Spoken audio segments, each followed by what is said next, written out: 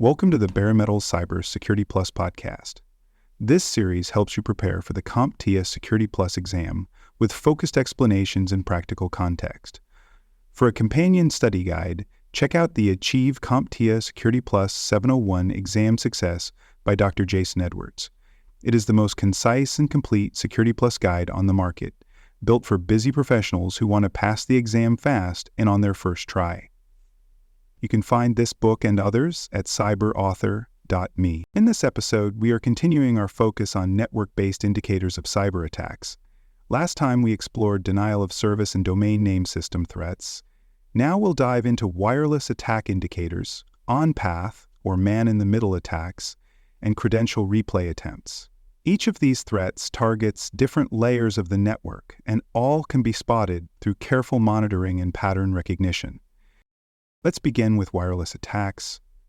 Wireless networks offer flexibility, but they also expose organizations to unique risks. One of the most common wireless threats is the rogue access point. A rogue access point is a wireless device that has been installed without proper authorization. It might be a legitimate device brought in by an employee for convenience, or it might be a tool planted by an attacker to lure users and steal data. Indicators of rogue access points include duplicate network names, devices broadcasting stronger signals than the legitimate access points, or unfamiliar MAC addresses showing up in wireless logs. Users may also experience intermittent connectivity or strange redirections when connected to what they believe is the correct network. Another wireless threat is the de-authentication flood. In this attack, the attacker sends a large number of de-authentication frames to wireless clients, forcing them to disconnect from the network. These disruptions can be used to push users toward a rogue access point or to cause a denial of service condition. To detect these wireless attacks, organizations should deploy wireless intrusion detection systems that monitor for unauthorized devices, unusual channel usage, and abnormal connection behaviors.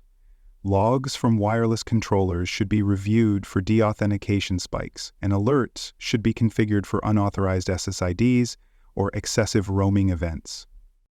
Best practices for securing wireless networks include using Wi-Fi Protected Access version 3 for encryption, disabling unused wireless features, and requiring certificate-based authentication. Network segmentation should also be used to separate wireless traffic from sensitive internal systems, minimizing the risk of lateral movement after a wireless compromise. Next, let's examine on-path attacks, also known as man-in-the-middle attacks.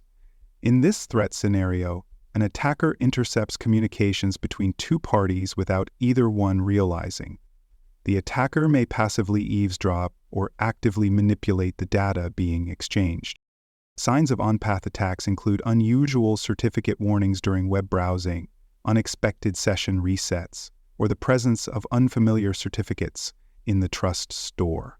Users may notice that their secure connections are slower, that their credentials are rejected without explanation, or that transactions fail without obvious cause.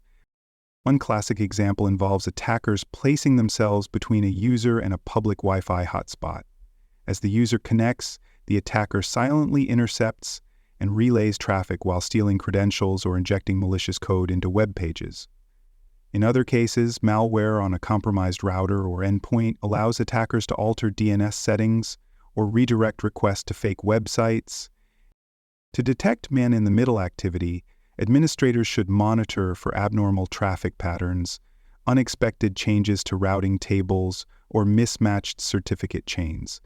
Tools that verify endpoint certificate fingerprints and validate server authenticity can help identify unauthorized changes. Prevention starts with strong encryption. All communication should use transport layer security, and certificates should be signed by trusted authorities and validated at the client side. Certificate pinning and mutual authentication add further protection, ensuring that both parties verify each other before data is exchanged. Organizations should also use encrypted protocols like HTTPS, SFTP, and Secure Shell to protect sensitive communications from interception. Finally, let's look at credential replay attacks. In a replay attack, the attacker captures a valid login session or authentication token and resends it to gain unauthorized access. This is possible when authentication protocols lack replay protection, such as unique session identifiers or time-stamped requests.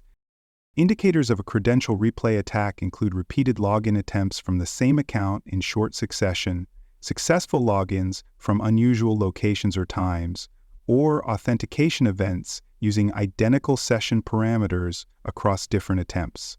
You might also notice failed logins followed by successful ones using previously recorded values, especially in environments with older or custom-built authentication mechanisms. Credential replay attacks are particularly effective against systems that use static passwords or reusable tokens without any session validation. Attackers may use packet sniffers to capture login credentials on unencrypted networks, or steal cookies and session tokens through other forms of malware. To prevent replay attacks, organizations should implement multi-factor authentication and use secure authentication protocols that support nonce values, time-sensitive tokens, or cryptographic challenge responsiveness. Single sign-on tools that use signed and encrypted assertions can also reduce the risk. Session expiration and token rotation help limit the window of opportunity for replay attacks. Logs should be monitored for session anomalies, such as concurrent logins from distant locations or repeated access attempts using the same credentials across multiple endpoints. As you prepare for the Security Plus exam, remember that each of these threats, rogue wireless access, on-path interception, and credential replay, can be detected if you know the signs and understand the attack methods. You may be given a scenario with log excerpts or system behaviors, and your task will be to recognize the likely cause and suggest a defense. Focus on wireless integrity, secure protocol use, and strong authentication mechanisms as the key principles for this section. Thanks for joining us for this episode of the Bare Metal Cybersecurity Plus podcast.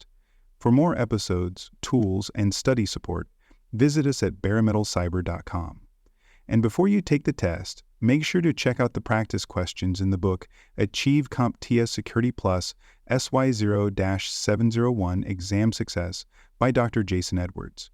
They cover every domain and are a powerful way to lock in your knowledge.